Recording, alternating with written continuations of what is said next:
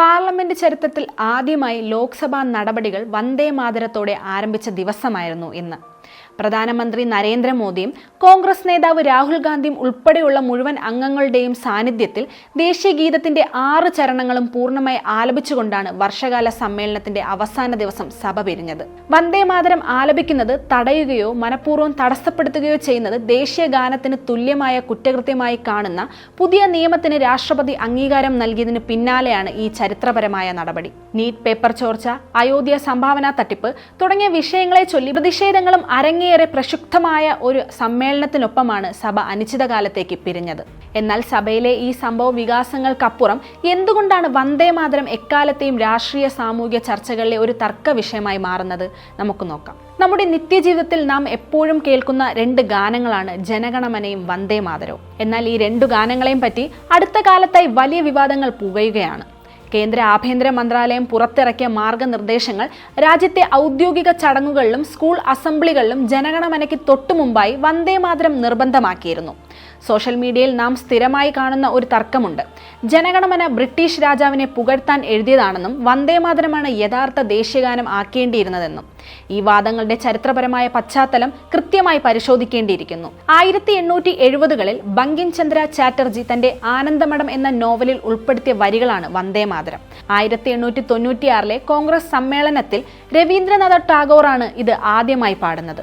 സ്വാതന്ത്ര്യ സമരകാലത്ത് ബ്രിട്ടീഷുകാരെ വിറപ്പിച്ച ശക്തമായ മുദ്രാവാക്യമായിരുന്നു അത്. മാതൃരാജ്യത്തെ ഒരു ദേവിയായി സങ്കല്പിക്കുകയാണ് ഇതിൽ ചെയ്യുന്നത്. എന്നാൽ രാജ്യത്തെ ഒരു ഹിന്ദു ദേവിയായി ആരാധിക്കുന്ന രീതി ആനന്ദമഠത്തിൽ ഉണ്ടായിരുന്നത് മുസ്ലിം ലീഗ് നേതാക്കൾ ശക്തമായി എതിർക്കുകയായിരുന്നു.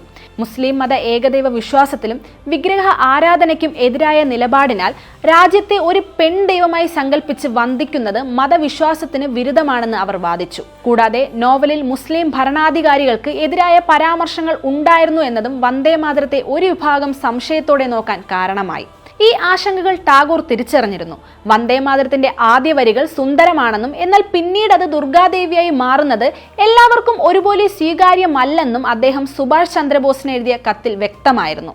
അങ്ങനെ 1937ൽ കോൺഗ്രസ് വർക്കിംഗ് കമ്മിറ്റി ഒരു സുപ്രധാന തീരുമാനമെടുത്തു. വന്ദേ മാതരത്തിന്റെ ആദ്യ 2 ചരണങ്ങൾ മാത്രം ഔദ്യോഗികമായി ഉപയോഗിക്കുക. അതിൽ മതപരമായ ബിംബങ്ങൾ ഇല്ല എന്നതുകൊണ്ടായിരുന്നു അത്. വൈവിധ്യങ്ങൾ നിറഞ്ഞ രാജ്യത്ത് എല്ലാവരെയും ഉൾക്കൊള്ളാൻ കഴിയുന്ന ഒരു പൊതു പ്രതീകം കണ്ടെത്താനുള്ള ശ്രമമായിരുന്നു അത്.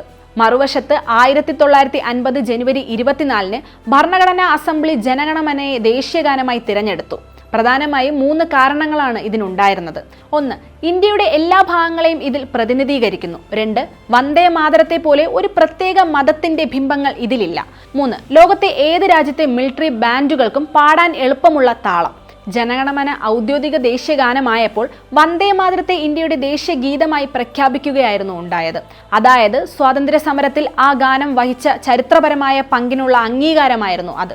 രാജ്യത്തിന്റെ നാനാത്വത്തെയും സഹിഷ്ണുതയെയും ഓർമ്മിപ്പിക്കുന്ന ഈ ചരിത്രപരമായ സംവാദങ്ങൾ നമ്മെ പഠിപ്പിക്കുന്നത് ഒന്ന് മാത്രമാണ്: വിശ്വാസങ്ങളുടെയും വൈവിധ്യങ്ങളുടെയും ഭിന്നതകളെയും പരസ്പരം ഉൾക്കൊണ്ടുകൊണ്ട് ഒരു രാജ്യമായി ഒരുമിച്ച് മുന്നേറുക എന്നത് തന്നെയാണ് ഇന്ത്യയുടെ കരുത്ത്.